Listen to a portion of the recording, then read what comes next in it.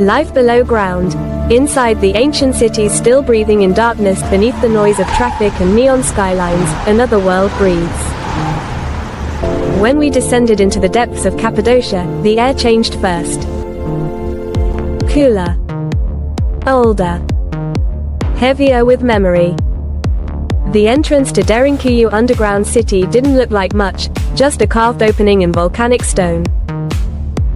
But below it stretched an 18-level labyrinth, spiraling into darkness. Thousands once lived here. Families cooked in soot-darkened kitchens.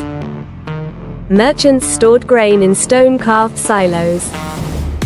Livestock breathed in hidden chambers.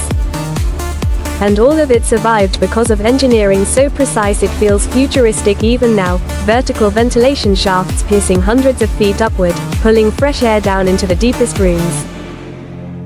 A primitive design, yet revolutionary.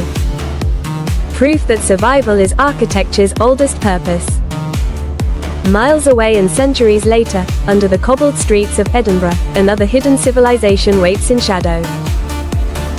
The vaults beneath Southbridge vaults echo with whispers of merchants, laborers, and the forgotten poor who once turned darkness into shelter. Damp stone walls, narrow passageways, and hidden chambers tell stories of adaptation beneath a growing city above. These places were not built for comfort. They were built for endurance. What began as refuge from invasion or poverty has become blueprint. Today's architects study these ancient systems, self-contained ecosystems carved from earth, to design climate-resilient infrastructure, subterranean data centers, and future urban expansions that may one day stretch downward instead of outward. The ancient builders understood something we are only beginning to grasp again: underground, temperature stabilizes. Sound softens. Space becomes protected. In Derinkuyu, a single rolling stone door could seal off entire levels from danger.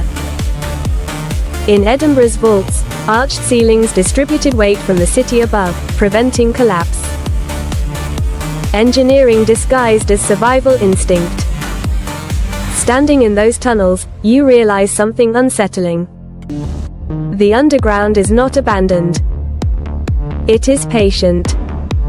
Above us, cities pulse with light and speed.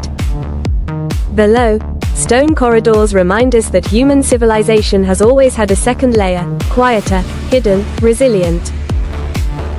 These labyrinths were never just shelters. They were experiments in self-sufficiency. In breathable darkness. In life without sunlight.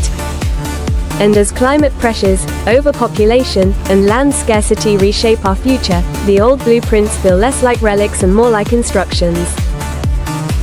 Right now, beneath modern streets, beneath apartment blocks and historic plazas, ancient chambers still hold steady.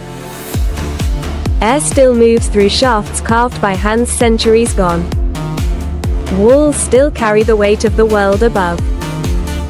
The question is no longer why they were built. It's whether we are ready to return below, not in fear this time, but by design.